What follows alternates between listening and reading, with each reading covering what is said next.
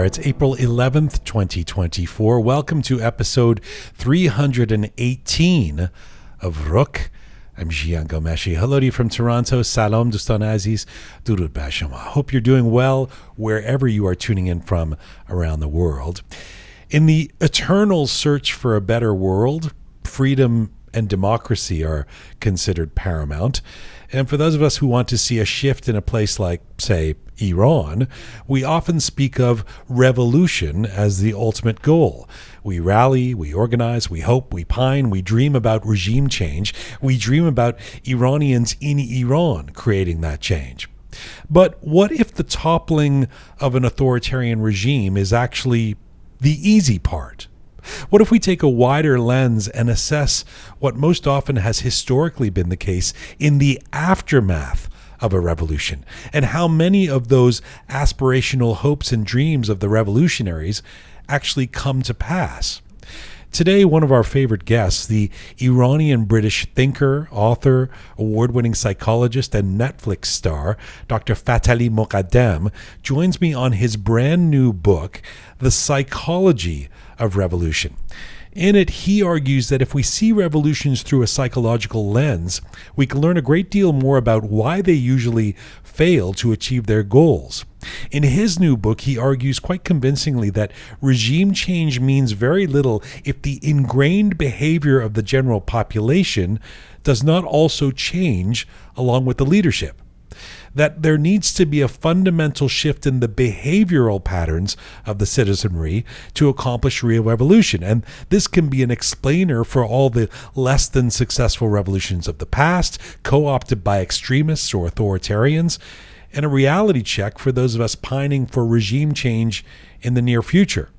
It's a fascinating and illuminating new book, and it's a conversation I have little doubt will be an engaging and important one from an academic voice who intersperses his own experiences as an Iranian observing the devastating results of the Islamic Revolution of 1979 as he makes his case for the future. Dr. Fathali Moghaddam coming up. Here we go. Let's get started. Good to have you with us. This is Roqe, episode 318, The Psychology of Revolution.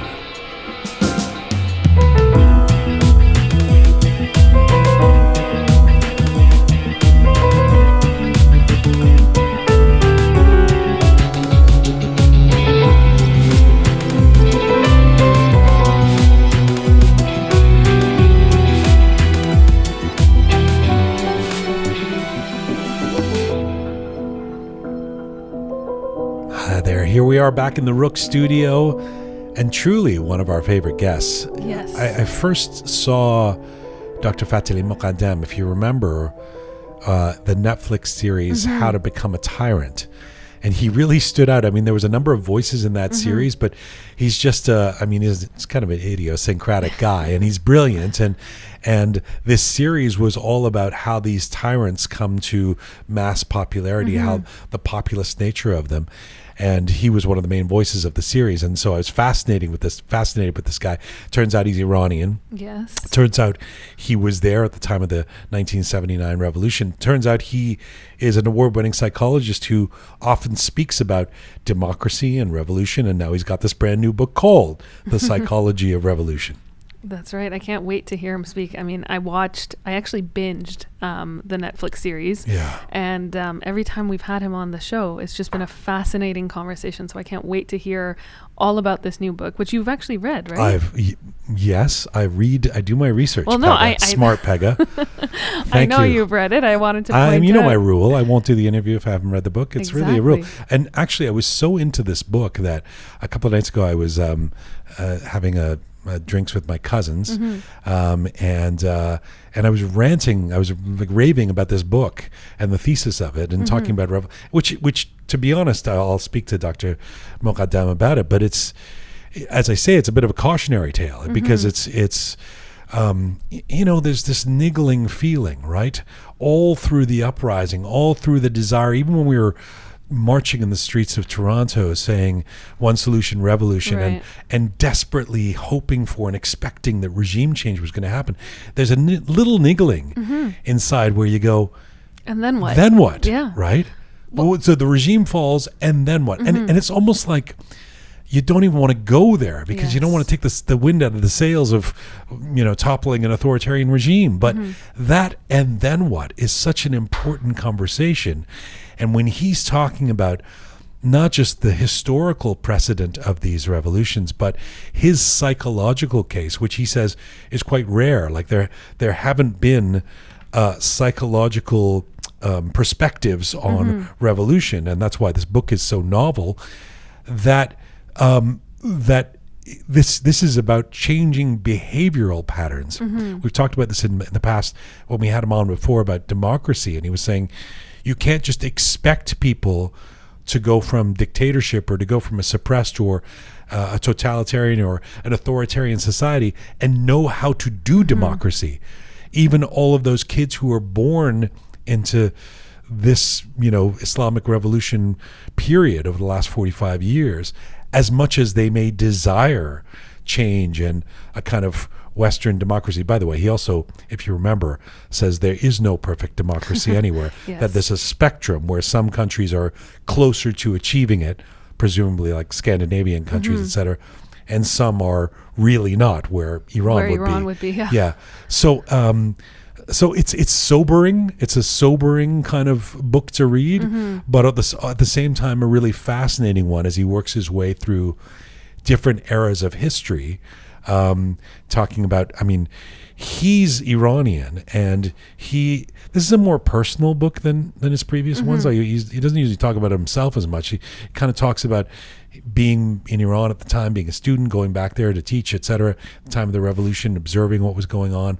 He called it utopian dreams that existed that were then crushed.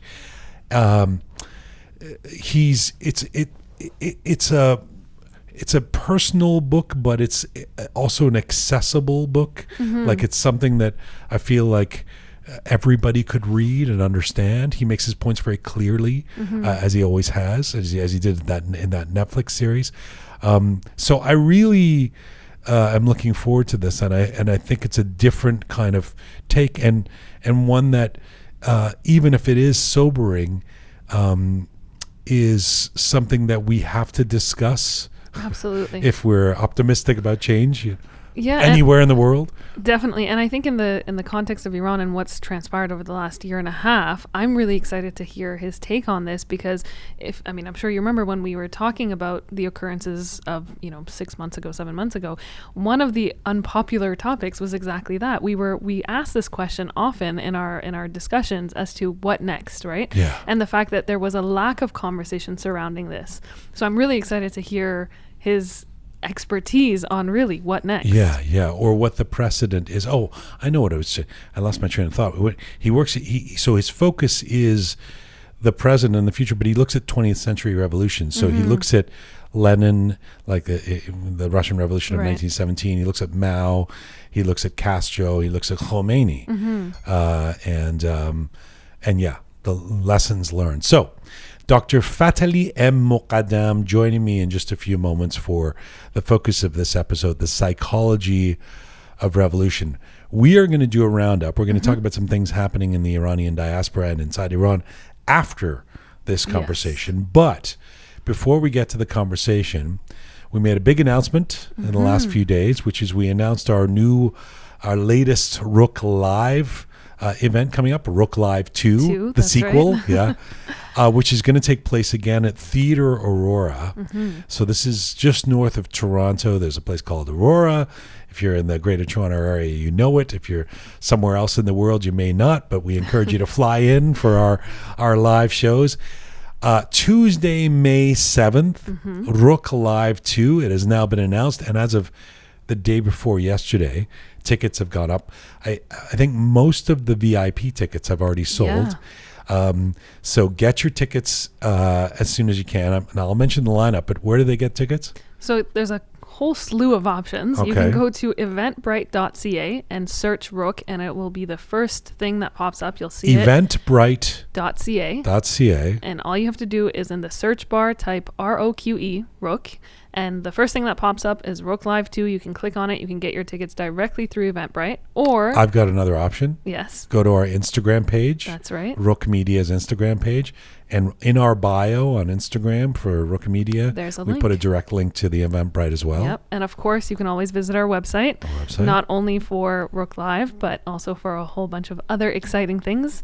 And yeah, that's how I you feel can like get your the tickets. people listening on Spotify are like, what the fuck? We have to go to like a website, and they're just like, can you just give it to us on Spotify? Checked out our website once or twice Maybe. before. Or Apple, or so Roqe Live 2, Tuesday, May 7th. Now, the lineup.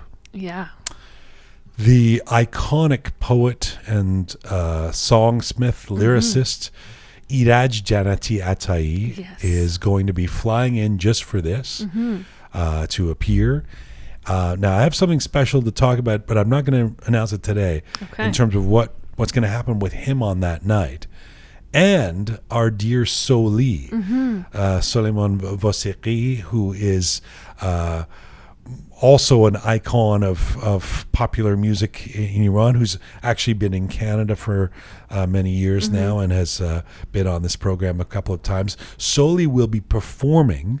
So Iraj Janati Atai will be there. Soli will be performing with Babak Amini, the virtuoso, our dear friend who is so kind to come and do this again, this time with Soli. And Soli and Babak have worked together in the past, and so have Soli and Iraj Janati Atai. Wow. Back in the 70s, I think Savi Roham was saying there was a Soli song that was written by Iraj. Incredible. So it's kind of a reunion of sorts. Now, if that wasn't enough, one of our favorite guests as well, Dr. K, who is not just brilliant in terms of the work that he has done. I mean, he's an accomplished doctor in New York, but not just in terms of the work that he's done for people inside Iran, first with COVID and then the uprising, providing online support, where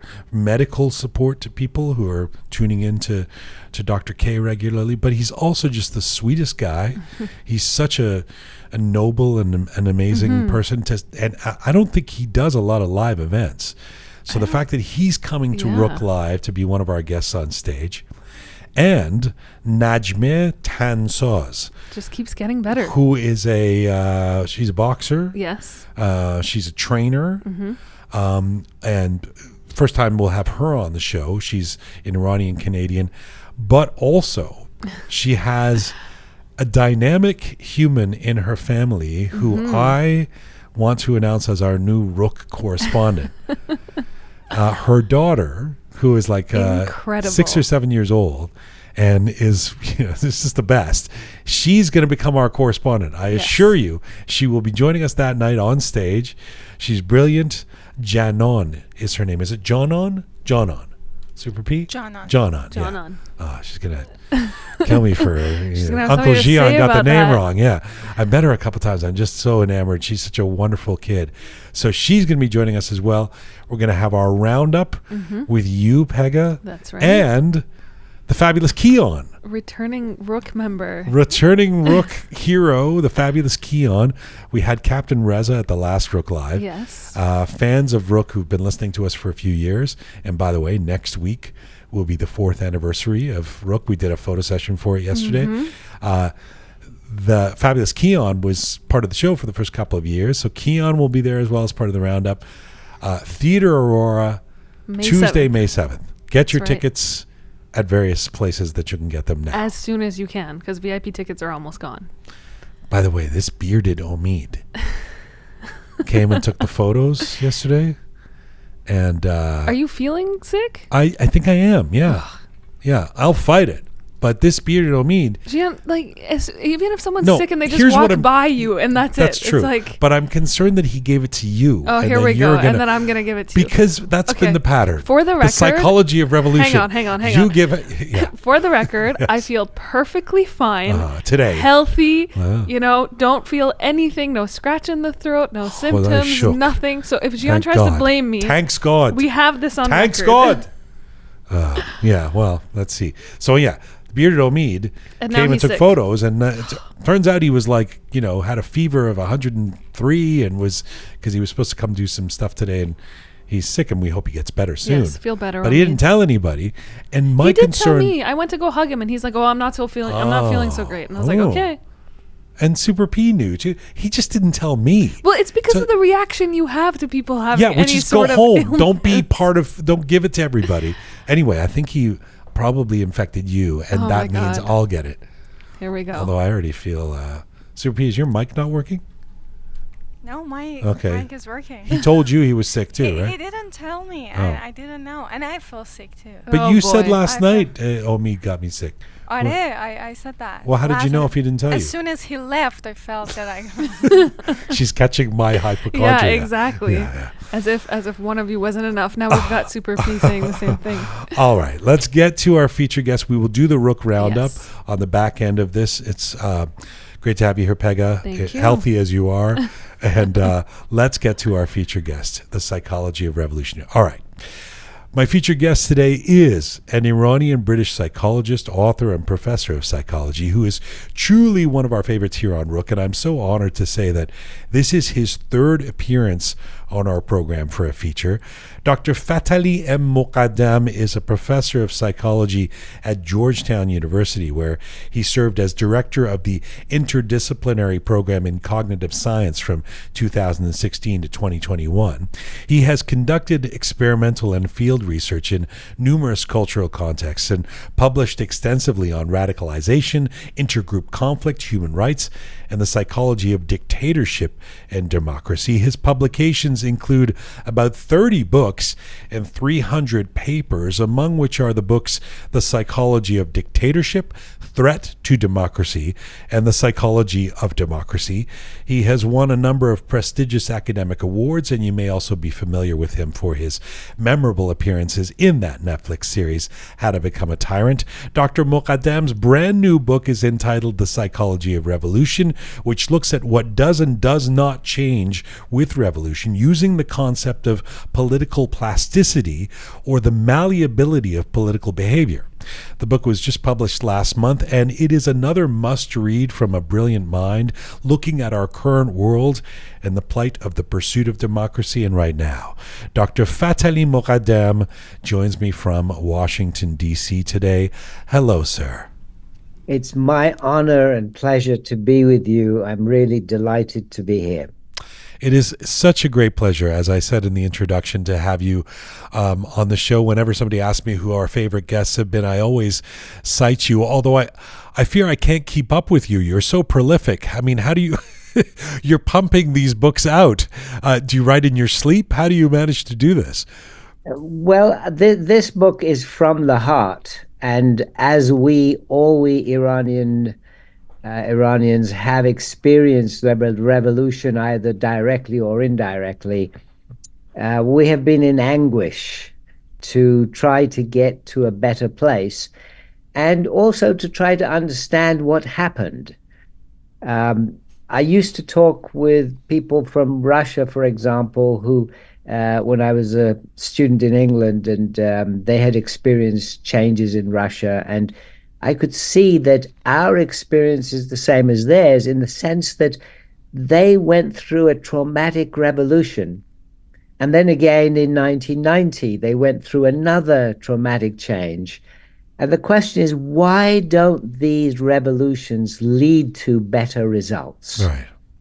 Well, yes, that's going to be the focus of our conversation. And I should say, I really appreciate this book. I do hope as many people listening to this as possible read this book, because you are...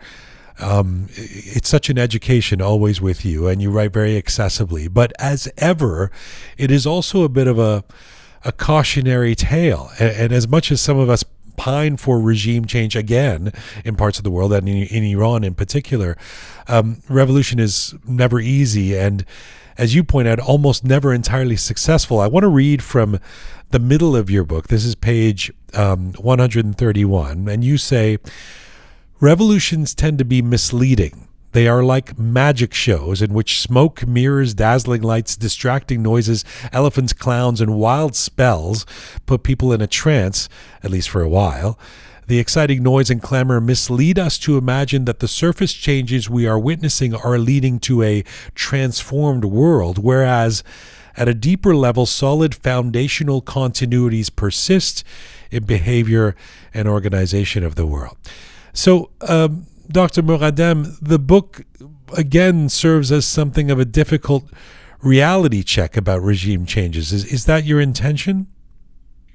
Yes, it is my intention, but let me stress that I am always very hopeful and optimistic.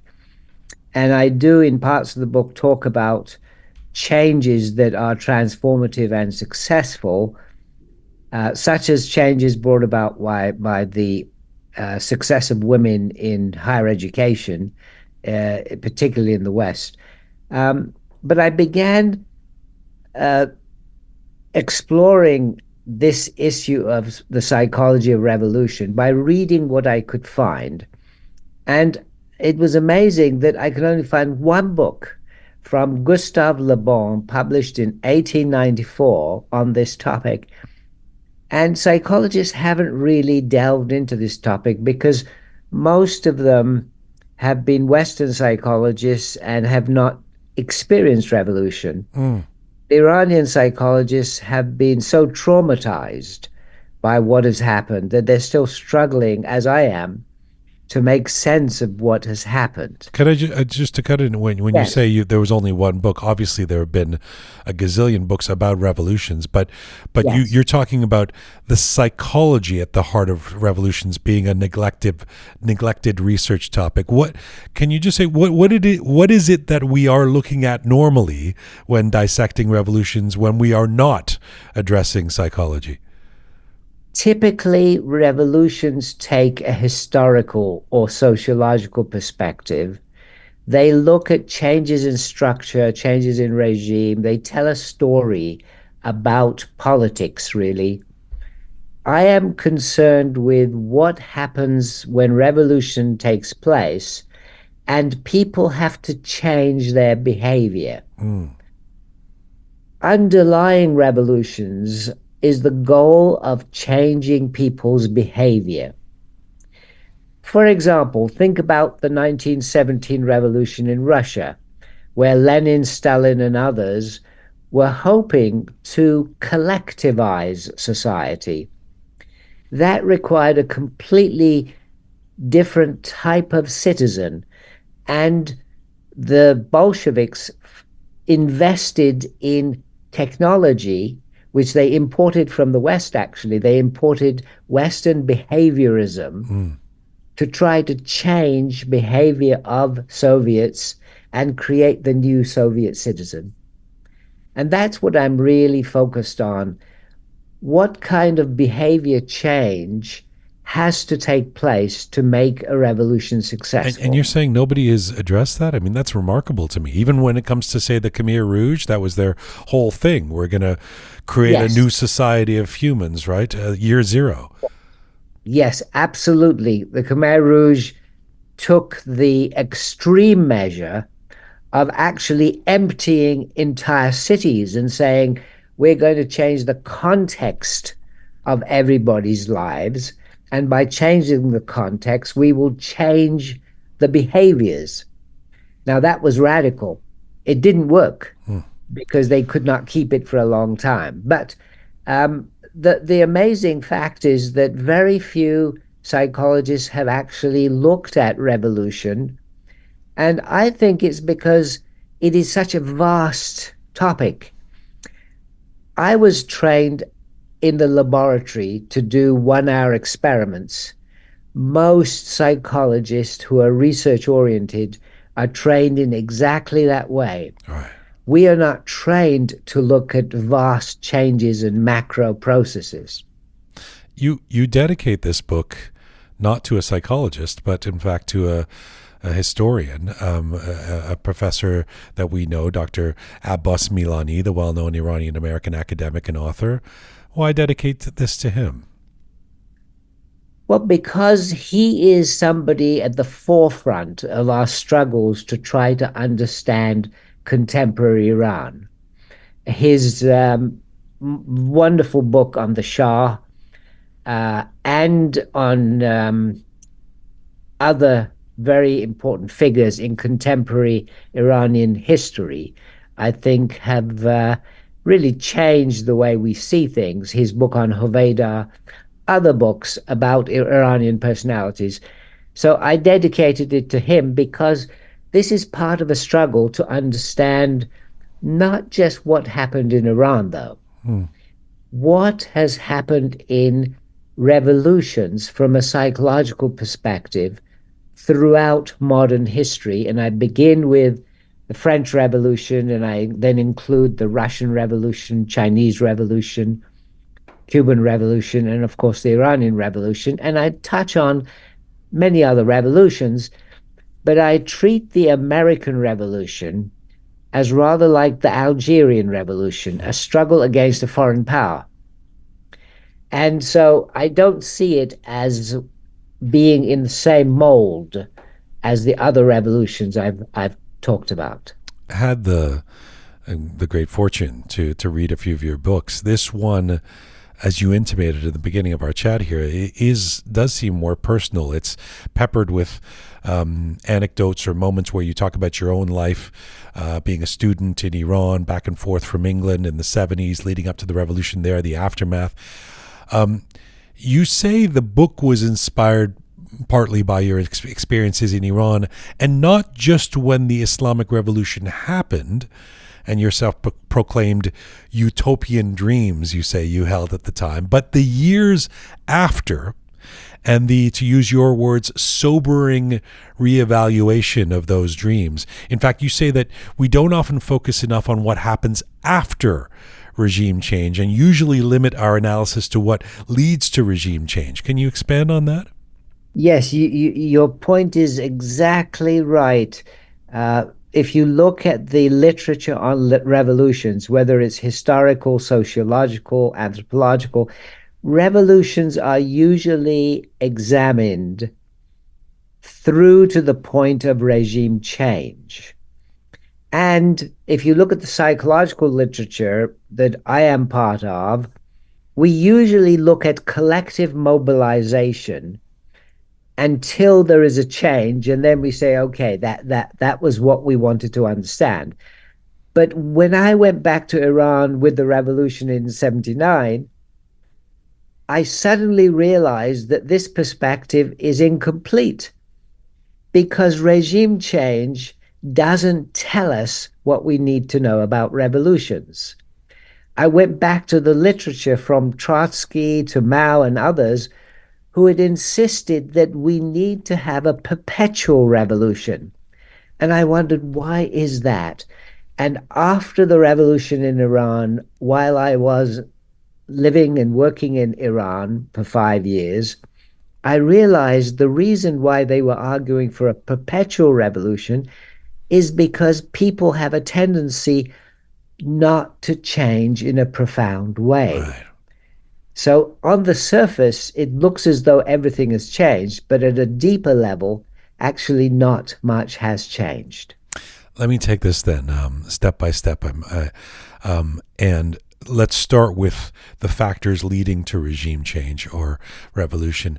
It's interesting. One point in the book, you say there is an irrationality to joining a revolution. It involves huge risks, as we've seen with young people in Iran after the killing of Mahsa Amini in the last couple of years. Potential death, imprisonment, property confiscation, loss of employment. So what is the clearest psychological theory, in your view, of why people get involved in the pursuit of regime change? I've given 8 steps that I believe are necessary for people to get involved in regime change or attempts to bring about regime change. First of all, they have to think that there is an alternative ideal society. They have to feel dissatisfied with their lives in the present society. They have to see that the dissatisfaction they feel is not their fault. They have to interpret the ruling regime as responsible for their dissatisfaction. They have to see that the ruling regime is illegitimate. And they have to see that there are concrete ways of overthrowing the ruling regime, and that they have to have faith that overthrowing the ruling regime will bring about a better world for them. And they have to be prepared to take risks. And these risks could involve putting their life at risk to bring about regime change. Now, all those steps have to be there, and they often come to fruition in places like Iran, where we see young people throwing themselves in front of the movement to change the regime. And this is a very emotion-driven process. It's not a cold, calculated, rational process, because each of us is throwing ourselves forward and emotionally reacting to what we see to be injustice. And I mean, oftentimes people will, in explaining revolutions or a desire for regime change, I don't know if this is, you'd call this a class analysis, but people would look at material conditions, material factors, which you do discuss. But interestingly, you talk about the importance of mass rage, emotion, as you just said, in fomenting revolutions. And you say with respect to material factors, it's more important how people subjectively feel about or interpret and experience material conditions than the actual material conditions. That seems odd to me, or I mean, fascinating to me. Talk to me about that. Are you saying that people don't realize if they can't afford eggs that's why they're angry? Yes, it is a fascinating issue, because when we look at when revolutions happen, it's usually related to rising expectations and not related to absolute material conditions. One of the mistakes the Shah's regime made was to continually raise expectations, so that people really came to think that, okay, we should be the Switzerland of the Middle East. We should be better off. Well, I've got a car today, but I need two tomorrow. Why don't I have a Cadillac? So rising expectations is the key. Now, if you look at what the mullahs are doing, they typically try to lower expectations. And people's expectations have got so low that just being alive has become something that is celebrated. So let me try and understand this. So what you're saying is there can be tremendous inequity. There can be a majority underclass even, but that doesn't necessarily create the conditions for regime change. That underclass has to feel that there's a tremendous inequity. Exactly. They have to feel relative deprivation, and they have to feel emotionally that they are being treated unjustly, and their expectations have to be higher than what they have. But if they don't, I mean, I understand the expectation part, but surely they feel, I mean, if they're seeing somebody driving a fancy car and they can't afford one, what's there to feel? They recognize that, do they not? How does that translate into the anger? Yes, but they have to feel that they have the right to have that car. There are many instances where people see other people who are much better off than themselves, but they don't see themselves as justified to put themselves in that position. I was in India at the end of last year, and one of the striking things about India at the moment is how optimistic people are. Many people are optimistic, not necessarily the Muslims who are being persecuted, but many people. And although there is enormous wealth inequality in India, there's a tendency for people not to have that be used as a basis for dissatisfaction. And I think one of the reasons is relative deprivation is treated differently there through their culture. Meaning it's somehow expected or accepted? Yes, there's a greater acceptance and there's a lower tendency to compare oneself to others who are better off. If I keep comparing myself to billionaires, I'm going to be dissatisfied. So that kind of comparison is very important in bringing about dissatisfaction and frustration and relative deprivation. We do like to think that the pursuit of regime change, especially in the context of somewhere like Iran, is virtuous somehow. Where does the pursuit of justice and democracy, or for that matter, freedom, fit in with the psychology of revolutions? There is, in modern Iran, at least for the last century, what you have referred to as this pursuit of justice and pursuit of liberation under the Shah, under the present dictatorship of the mullahs. But what I'm pointing to in the book is this concept of political plasticity. The notion that there are certain behaviors that change much more slowly than we would like. I point to, for example, leader-follower relationships. Leader-follower relationships, I've argued, tend to change very slowly over centuries, sometimes over thousands of years. If you look back over the last 10, 12,000 years since we've had settled communities, most of our leaders have been male and they've been older. This November, we're going to the polls in the United States to select another older one of two aging men, yes. Yes, exactly. Now, this isn't new. This has been going on for thousands of years. What I'm saying is when you have a revolution, typically the leader-follower relationship doesn't change very quickly. So after But did they want it to change? I'll get to that. I'll get to the continuity piece. But what I'm curious about is psychologically, how much, because I mean, it's certainly verbally, it's a lot of the language, the demonstration in the streets, we want freedom, we want justice, you know. Psychologically, how much is it really about that? I believe it is 100% about that. When people say we want justice, we want freedom, 100% they are committed to that.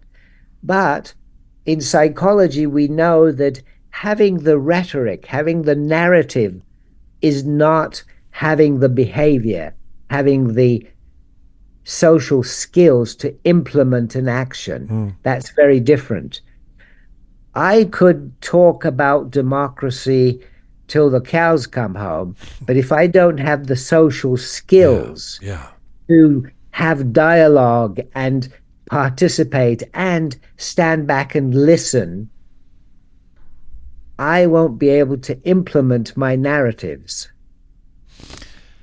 You talk about the importance in examining changes in society that provide the grounds for revolution, and you use Iran as an example. This is sort of a sidebar, but it was an interesting point that you made that I thought I'd bring because of the interests of our audience too.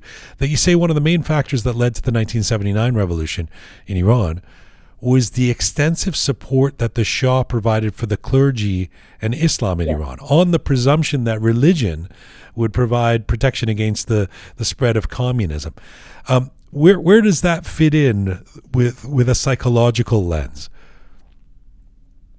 It fits in with the psychological lens at two levels, really.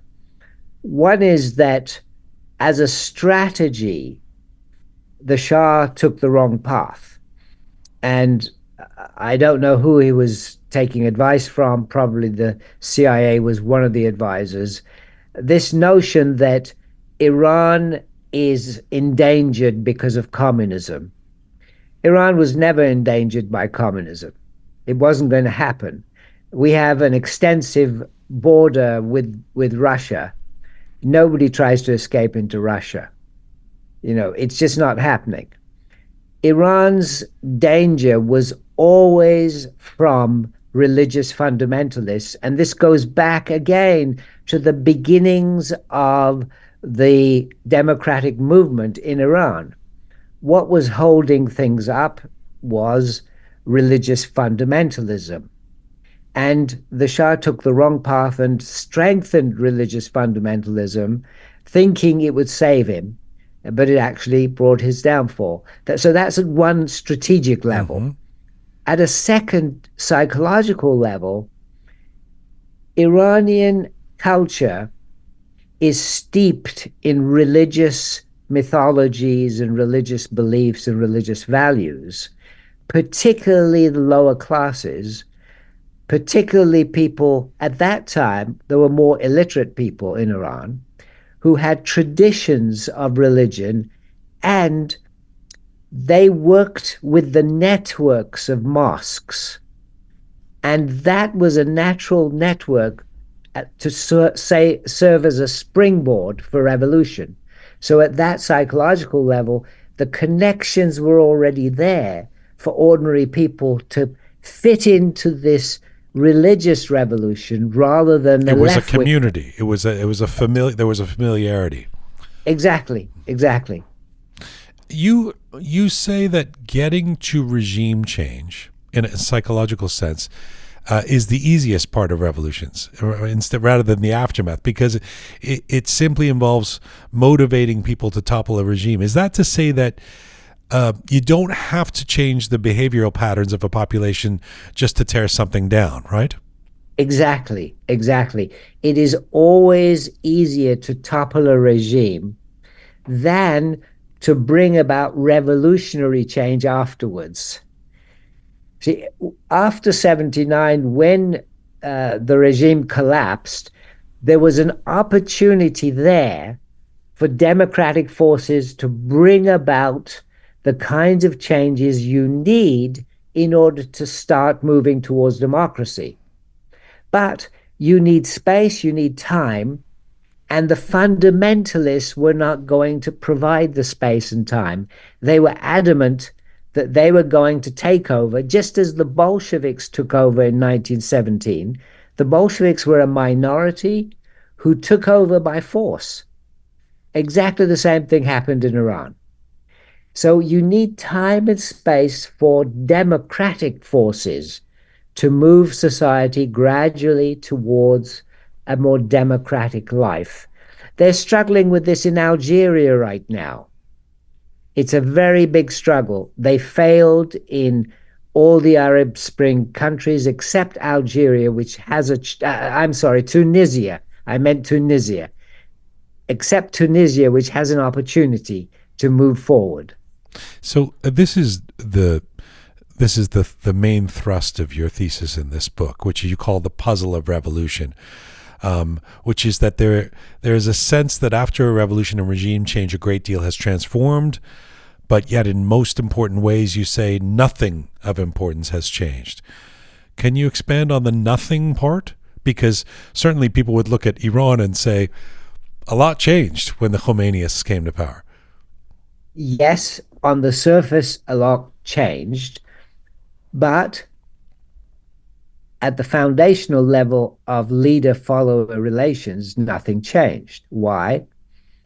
In the Shah's time, if you questioned the Shah and criticized the Shah, that was your downfall.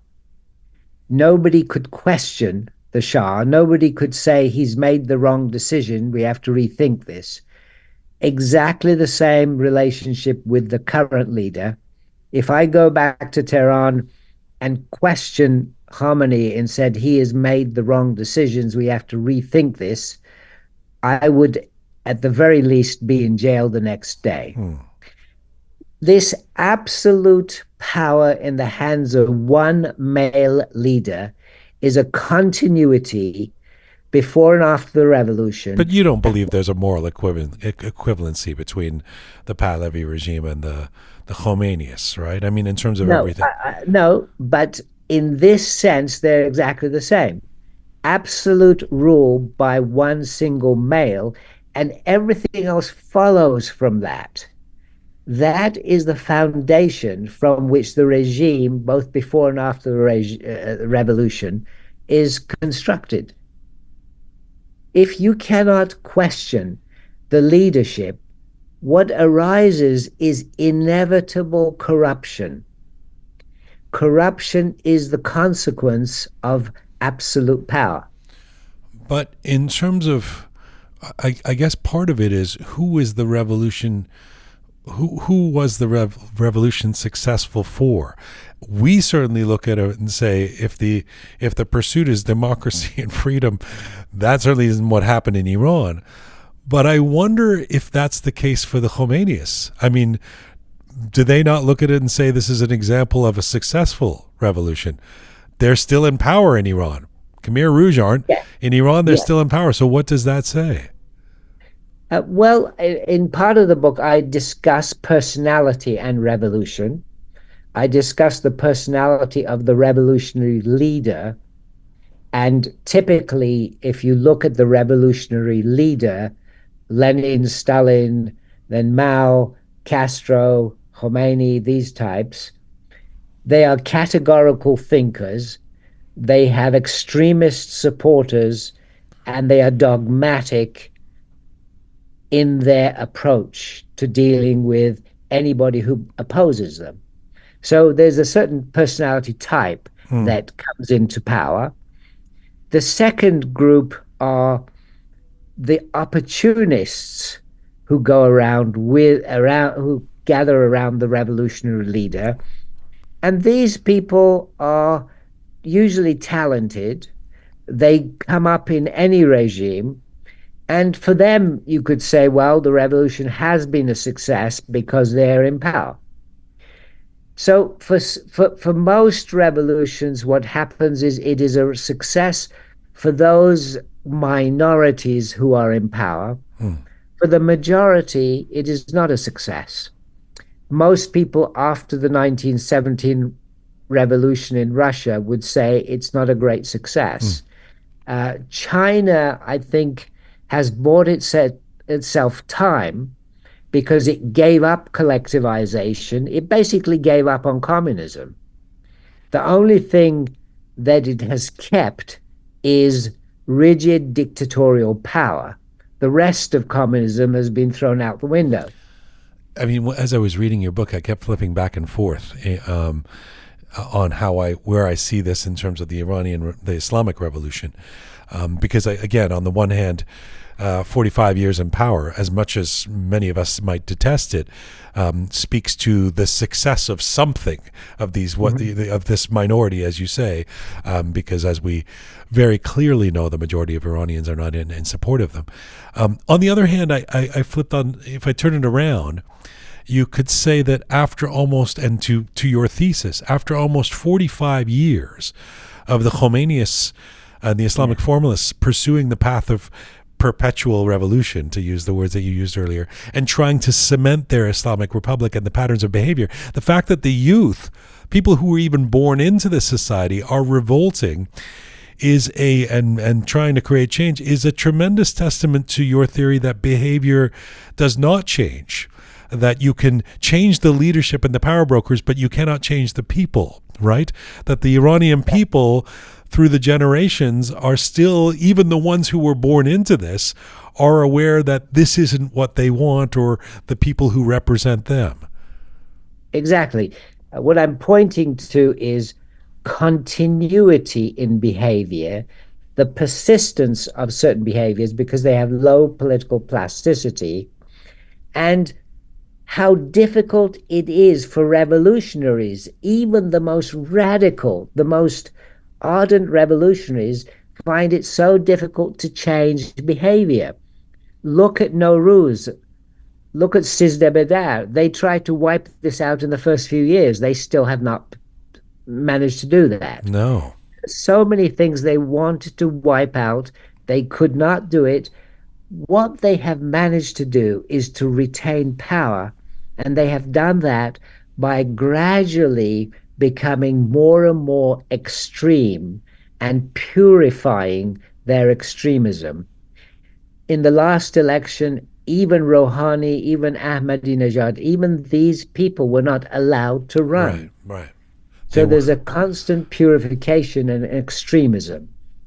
towards the end of the book, Dr. Moghaddam, you asked the question: are revolutions doomed to fail because of human nature? I mean, it's an important point. And so, first of all, has there ever been, in your research and view, I almost refrain from asking the question because I don't want to hear the answer, but has there ever been a successful revolution that has arrived at the ideal society envisioned by the revolutionaries? I don't believe there has.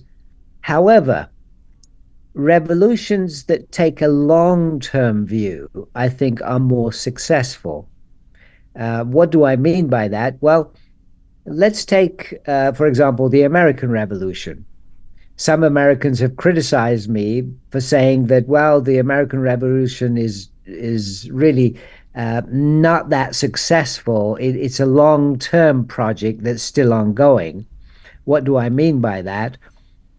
Well, in Athens 2,500 years ago, white, basically white men, the equivalent of today, white men, free men, had the vote. The American Revolution, 2,200 years later, gave the vote to the same group. Women and slaves were not allowed to vote. It took until the 20th century before the American Revolution gave fruit to voting by women in 1920. And now, even now, we still struggle to allow minorities to have full capacity to vote. So there are successes in revolutions, but they take so much time. And what I mean by does human nature doom revolutions is, do revolutions sometimes take on projects, take on goals that are really quite impossible to achieve? For example, I would argue that collectivization is a very difficult project to achieve. Right. The Chinese have found this, the Cubans have found this, the Russians found it. In countries where there is collectivization, there is very stagnant economy and inefficiency. This is a problem. And I would say it's partly because of individual motivation and individual entrepreneurship that is, I wouldn't say it's fixed as human nature, but it's very solid in individuals. Sorry, what's the difference between taking a long-term view and perpetual revolution?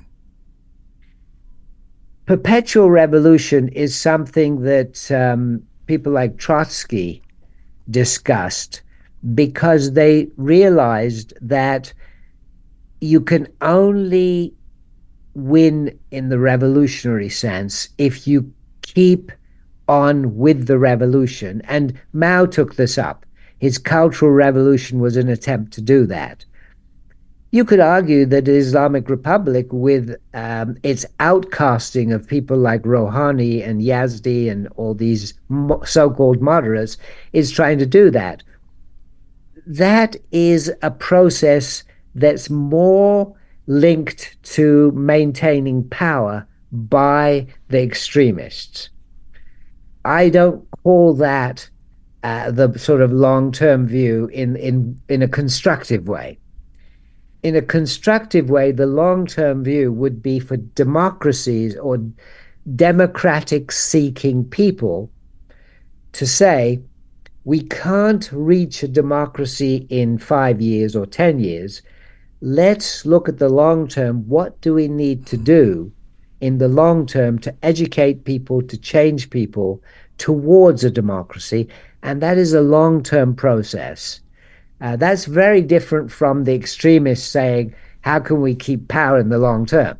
Now, speaking of the extremists, I mean, when we were one of the conversations that was happening in the global Iranian community when it seemed like we were at a tipping point, say a year ago or a little more, with the uprising, the women, life, freedom, after the killing of Mahsa Amini. And one of the conversations was, well, how is this done? How is this going to be prosecuted? Can this be done peacefully? Is there going to need to be violence, etc.?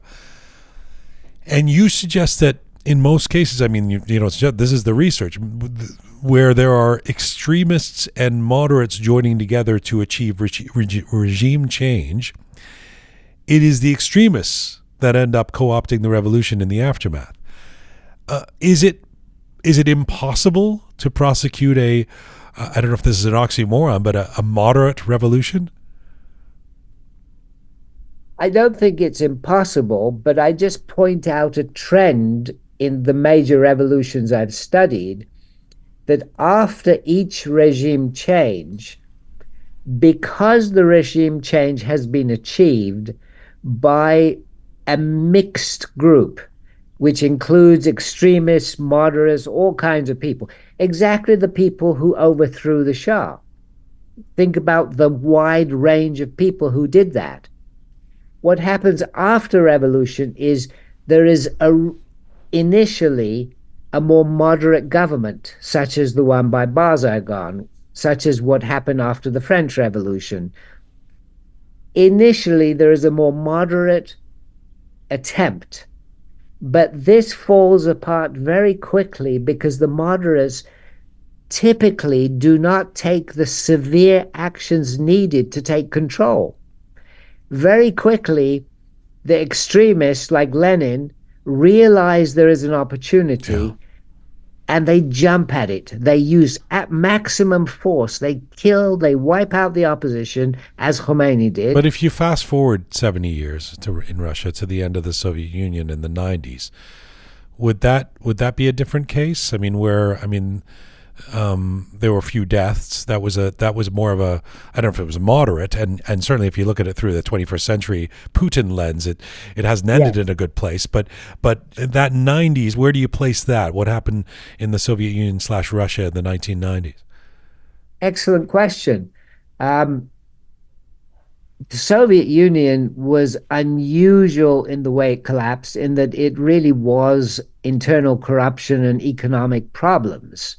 And immediately afterwards, when we have Yeltsin coming in, the corruption continued, and Yeltsin's challenge was to hand over to somebody who wouldn't prosecute him. And he found in Putin the perfect person who was as corrupt as he was. And then we had those bombings in Moscow. Now, a lot of people say the transition from Yeltsin to Putin was peaceful, etc., but I don't believe it was. If you remember, the bombings in Moscow, which Putin jumped at as an opportunity to take power, because when the revolution happened or the collapse happened, he was unknown. He suddenly came on TV as the national hero who was going to solve these bombings. Right. Now, since then, some information has been unearthed suggesting that it was actually Putin's crowd who was responsible for those bombings. So I think that we're still at an early stage trying to make sense of what happened in the Yeltsin-Putin transition. I'm not sure it was that peaceful. But again, it's a really tough one, especially for those aching for change. You know, this paradox you identify at the end of your book for those wanting freedom, for those wanting democracy through regime change. You call it an insoluble dilemma. And let me quote you. On the one hand, pro-democracy forces are competing with extremists who are determined to use any means possible to establish a dictatorship under the rule of the extremist revolutionary leader. On the other hand, pro-democracy forces are influenced by their political ideology and individual personality characteristics to use peaceful and democratic means to power. You talk about experiencing this in Iran, as you've just have. So how do we solve this insoluble dilemma? Is this to say that we should be less naive about doing things peacefully or diplomatically? Is this that we have to take up pitchforks and arms? My sense is that a lot depends on leadership. We need strong leadership at that point. And unfortunately, leadership at that point has to be confident and aggressive. You cannot have passive leadership at that point. It has to be very aggressive leadership, because we need leadership to control the radicals, the extremists. And you cannot control the extremists through speeches and narratives. You have to take action. You have to control them by either imprisoning them, outcasting them in different ways, but it has to be very severe action. Otherwise, the extremists will win out again. What happened in Iran is a classic case. We had the hostage-taking crisis, which was led by Khomeini's Red Guards, if you like. The Red Guards in China did that for Mao. Once they took over the American embassy, then people like Bazargan, who were relatively moderate, were sidelined naturally. They were not going to stand up and challenge Khomeini at that point. It was too late. Yeah. Well, and some of them were not naturally sidelined. They were sidelined by being executed. Yes, including exactly. his, sort of liberal nationalist right-hand person, etc. After the first couple of years. It's such an amazing. It's first of all, it's great to get to talk to you.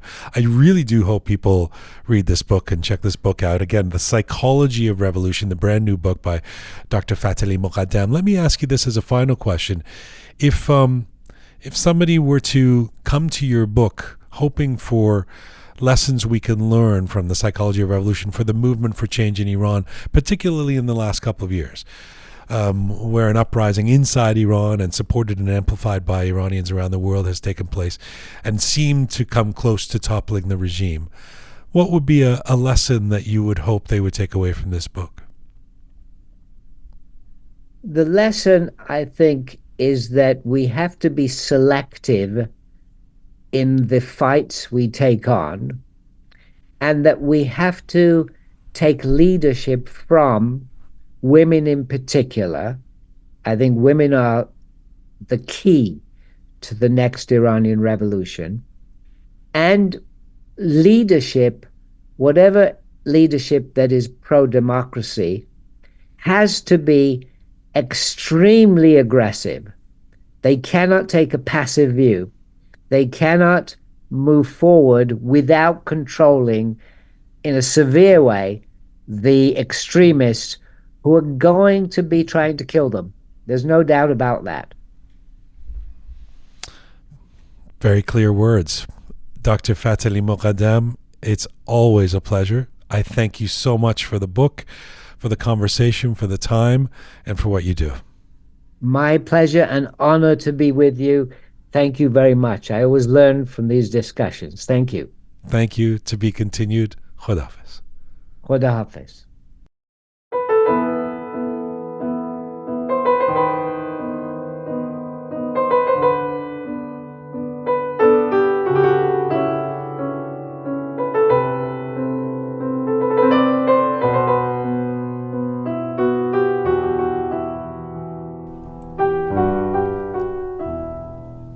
This is Roqe, episode 318, The Psychology of Revolution. Dr. Fathali Moghaddam has left us. A smart Pegah has come back into the studio. You were listening on the other side of the glass. Wow. I mean, every single time we have him on the show, I'm just floored as to how much I enjoy everything he says and how much I learn. Yeah. And, I was actually just listening to him speak, and one of the things that came across my mind was that he's so easy to listen to. And I think I noticed that in the Netflix series as well. He is. And just the manner in which he explains things. It's so easy to comprehend and to grasp, and he makes it so interesting. I love that his book is, there's it's so much of a reality check, the words I used in the interview there, but that he maintains that he's optimistic. Yeah. And of course he says the future for Iran is women, but he's very cautiously optimistic. Always, Yeah. and which is kind of nice, although I think maybe that, maybe he'd sell less books without saying that. People are just like, I can't handle it. I can't deal with this reality. Yeah. Anything stand out to you? I really enjoyed that. So much of it. But okay, there was a few things. First of all, the 8 steps that are necessary for regime change. Like I was sitting there almost wanting to jot down the specific 8 steps, and then I was like, no, you know what? I'm going to borrow the book from you and read it. And you're going to buy the book to support him? I will buy the book, but I want to borrow it first and start right away. And then, yes, of course, it has to be in addition to my collection. My library. Yeah. That was the first one. The second was, having the rhetoric of a revolution and actually having the ability to have the dialogue or having the skills to make the revolution happen and to lead into 2 different things or completely different things.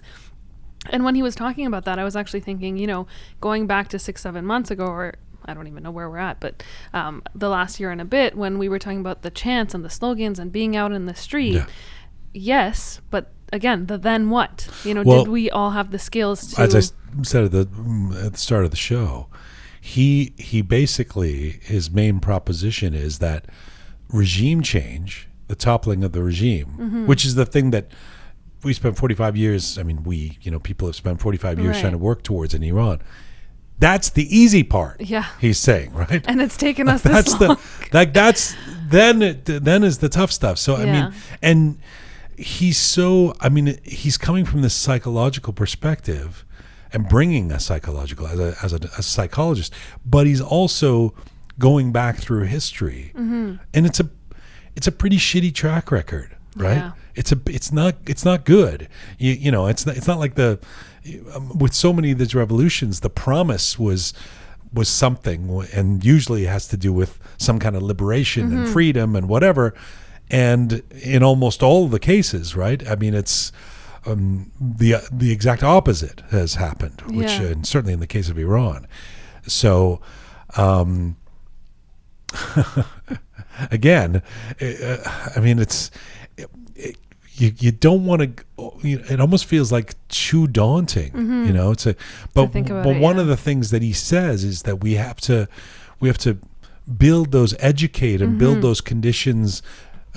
All the time, even before the regime change, so that the possibilities of behavioral change are there. Otherwise, the patterns of behavior of people are not going to change, and they'll replicate themselves. That the society will replicate itself with a different authoritarian leader. Yeah, I think he said something about having the time and space for democratic forces to actually create that society and help it.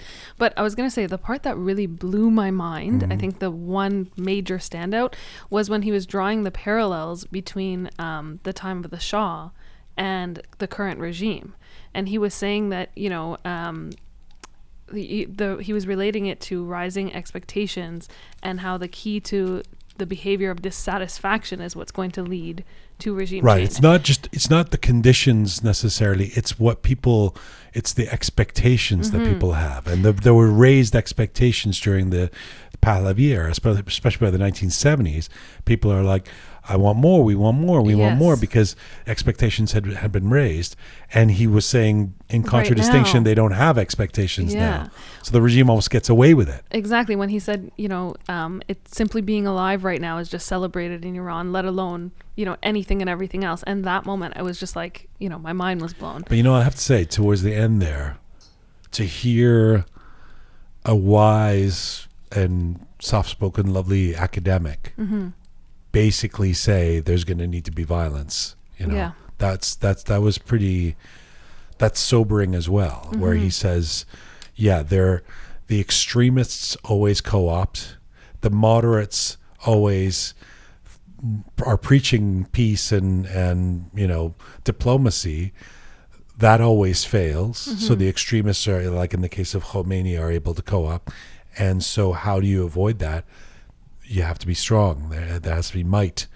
To hear someone not at the barricade screaming that, but an academic saying, no, this is the reality of what it's going to take, is powerful stuff. I think that was one of the last steps in the 8 steps. He was saying that, you have to be prepared to take risks, even if it means risking lives. Yes. And so. Yes. Yeah. Definitely sobering. So, Dr. Fathali Moghaddam, again, the book is The Psychology of Revolution. If you enjoyed that, get his book. It's out now. I think you can get it on Amazon, anywhere in the world, I guess.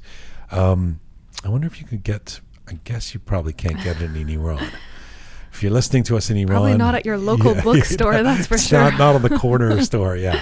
Well, I don't think it's available at the corner store here either. It's an academic book, but it is on Amazon. Yeah, but I think you can it, buy it at your local Indigo or something. I'm sure you can so? order it. Yeah. Indigo's a Canadian book chain, by the way. Yes. People wondering Kohl's? what that is. Is that what it is in the States? No. No, that's also Canadian. Oh, okay. Never mind. They had Borders. They had Barnes and Noble. Barnes and Nobles. I don't know what which I was one of thinking. those are still open. Still around. Because bookstores have evaporated. You wanted to do a couple of Roundup items Yes. before we say goodbye today and head into next week, which is where we're going to mark the 4th anniversary of Roqe. the existence of Roqe. But what did you have on the Roundup today? 2 quick things. First was a viral video of a group of architecture students who just graduated. So I think many people have seen this video. And if you haven't, in Iran, Yeah. yes. If you haven't, definitely check it out. The video, which has now gone viral, is 11 female students from Al-Zahra University, which is in the city of Bushehr in the southwestern part of Iran, I believe it is. And so they created this video with all of their graduation caps and gowns. And it just shows them celebrating the fact that they've graduated. And it's a fantastic video, feel-good video, where these 11 female students are dancing and riding a motorcycle and just celebrating the fact that they've graduated. Well, they've now been threatened with prosecution after this video has gone viral. The university president has denounced the video, calling it illegal activity, and has said that the university is going to pursue legal action. I wanted to bring this to light because we've seen this happen time and time again where, we see a glimmer of hope and a moment of happiness only to be met with this level of... I always think of Super P. You would have been in Iran at the time. Do you remember those 4 young people who were dancing to the Pharrell Williams song "Happy"? Because I'm happy, and it was such a joyous video, and it was actually. I thought it was maybe before the real viral era, but I guess maybe not. It was a few years ago because I think that video went viral first, It did, yeah. and then they were all arrested, right? They were all, Right. They were arrested, and then there was a forced apology and all of these things for dancing to a song called about Happy. happy. Yeah, Exactly. How dare you be happy? What a great society! What a great idea for a society. Our people should not be happy. Horrible. Yeah. That was the first one. I just wanted to shed light on it. The second thing I wanted to talk about, which is all the rage on Persian Twitter right now. You and your Persian Twitter. Persian Twitter is great. It's not. Twitter's so toxic. I hate Twitter. I have a I know love-hate you get your relationship information with it. from Well, Twitter, no, right? it's not just the information. I do my research and due diligence. Let's not take away from smart Pegah here. Yeah. But which can be done outside of Twitter. But anyway. Yes, yeah, but yeah. Persian Twitter is great because I feel like it's a window into what's happening inside and outside. I gotcha. Anyhow, Homayun Shahjarian and Anoushirvan Rouhani have had a tour. Yes. Most recently, they had a concert in Dubai earlier this week. And there was a couple of people that they shouted out attendees to this concert. Ebi was there. Oh, wasn't Ebi also? Oh, I guess he was performing in Dubai at a separate concert. Yes, he had a concert as well. Yeah. But he attended Homayun Shahjarian and Anoushirvan Rouhani's concert. Okay. And at the same time, on the same night, Yes. Mehran Modiri was also at this concert. Right. Yeah. And so there have now been some photos and videos from this concert where Homayun, mentions that these individuals are in the crowd, and there's some photos of all of them. Now, let me clarify that the photos of Homayun and Mehran Modiri are on one image. The photo of Homayun and Ebi are in another image. I see. Albeit that they're both in the same Ebi room with the Mehran. exact same background, Okay. but they are 2 separate images. But all of this has caused some controversy online with a lot of people talking about, why it is that there is even commentary, or why was it that Mehran Modiri was shouted out? Why is it that these people are taking pictures together? Why is it that they're all so friendly together? And on and on and on. And so this has been a topic of controversy on Persian Twitter. But isn't he a famous comedian, that yes, guy? So Abby probably knows him, right? Is Abby supposed to not know him? Well, this is the thing. I mean, I know that, of course, they all know of each other. Right. That's one thing. But I think what the anger or the controversy is the fact that why are we supporting an individual who has programming on state television? And I think that's the controversy. I see. And what's your position, Super P? You don't want to say anything about that. All right. That's her position. No position. No comment. So I can't afford it. She says I'm not going to. I really cannot you don't want to get it. involved in this. I don't want to get involved. Controversy. See that? That's where the controversy comes from. If it's clearly, you can't even say what That's you what I'm think. saying. No, the problem is that I haven't heard about this. This is the first time hearing. Oh, you didn't know that? No, I saw the I didn't pictures know. even. Yeah. Then I have to know more, and I have to Excellent. You want to do your due diligence. Research Exactly. the opinion. But don't you, in principle, don't you know who this Mehran? Of course, everyone knows what. And would you take a photo with him? I don't take photos with famous people. What a Anyway. politically Oh, correct geez, answer. yeah, Look yeah. at you, Super P. I don't get why people take photos with celebrities. Oh, that's another way to because I enjoyed seeing when Ebby and Dariush are together and they take a photo together. You don't enjoy seeing that? I mean, if it was Chris Pine, I would take a Right, photo right. with it. If Chris Pine, she's in love with Chris Pine. I know. All I hear Because about he's is the most Chris Pine from her. American. He's the least Iranian looking, so she likes him. If Chris Pine took a photo with Mehran Modiri, would you be disappointed with Chris Pine? Chris Pine can do whatever. Could do no wrong. Chris Pine can do no wrong, it seems. Oh, okay. There you go. Okay. Anything else? That's it. All right. Tuesday, May 7th, Roqe Live 2 at Theater Aurora. Tickets available now. You can go to our Instagram or our website. Find the link there. We'll see you there. Thank you, Smart Pegah. We'll see you next week. Super Thank P, you. thank you. This is Full Time for Roqe for today.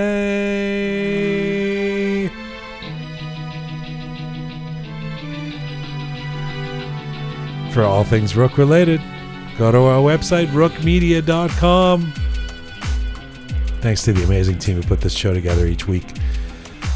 Smart Pegah, Super Patty Sauce, Savvy Roham, Talented Anahita, Methodical Kaveh, Bearded Omid.